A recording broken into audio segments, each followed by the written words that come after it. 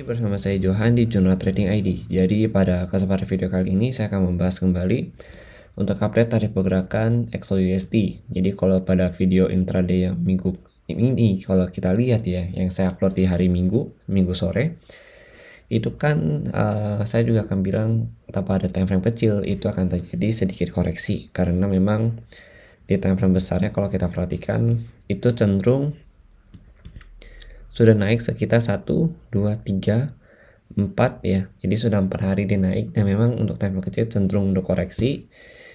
Kalau kita perhatiin memang dia sempat retest kembali ke harga 1856 dan tertinggi di 1858.2. Kemudian untuk saat ini itu harga berada di 1845. Nah ini kalau kita perhatiin dia juga sudah breakout dari 1846 ya. Nah ini masih potensi sekali dia untuk turun kembali, retest ke angka 1841 ya, dan juga ke POC levelnya. POC level ini ada di level harga kurang lebih 1837.58 gitu. Nah harga ini akan lanjut turun atau akan berubah lagi struktur turunnya. Struktur harganya dari naik ke turun ketika dia bisa break dari 1837 ini ya. Tadi kan 1838 di sini gitu, tapi kita langsungin untuk mendekatin area POC-nya kurang lebih 1837.6 di sini ya untuk POC-nya. Nah, selama dia masih di atas POC level, ya selama dia masih di atas POC level untuk gold ini masih potensi untuk naik. Nah, tapi kalau untuk saat ini memang dia masih cenderung untuk turun untuk retest kembali ke angka 1840 karena memang 46-nya sudah di break sama dia. Ke 40 dulu di sini ya kalau kita perhatiin. Karena 40 ini kalau kita mau tarik Fibo, ya, ntar kita coba tarik Fibo. Ini kan dari height yang daily kemarin ya, di 1858 ya. Kemudian low-nya itu kemarin itu kurang lebih di harga 1830. Nah, kalau 40 itu bertepatan dengan area ya golden ratio di Fibo 61.8 gitu. Sedangkan kalau untuk 50 itu ada di 1844. Jadi memang ini sudah bisa diperhatikan nih, gitu. Tapi kalau saya sendiri memang lebih prefer kurang lebih di angka 41.76 ini gitu. Untuk menjadi area short buy-nya di sini, untuk ambil buy lagi di sini. Nah, kemudian kalau untuk mau amannya memang mendekati POC level. Ya, POC level itu ada di level harga 1837. Ini untuk range buy-nya gitu. Oke. Nah, kemudian selama harga masih bertahan di bawah 1846, itu dia masih akan melanjutkan penurunan gitu. Dan selama harga bertahan di atas dan bisa break lagi nih, ini kan candlenya baru breakout, jadi memang belum ada konfirmasi ya.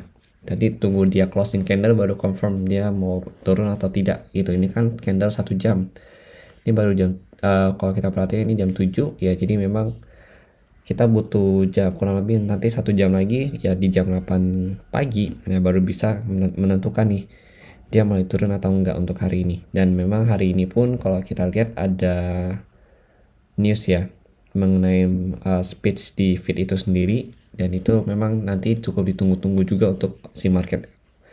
Nah ini kalau saat ini memang kita masih fokus untuk area buy selama dia belum bisa break dari si POC levelnya dari sini. Tapi kalau dia udah break dari POC level, maka kita akan ambil sell dengan target nanti di 1830 sampai kurang lebih 1808 kembali gitu. Karena memang secara struktur harga di sini masih cukup bagus untuk naik, dan memang candle daily-nya itu juga masih bullish ya di sini.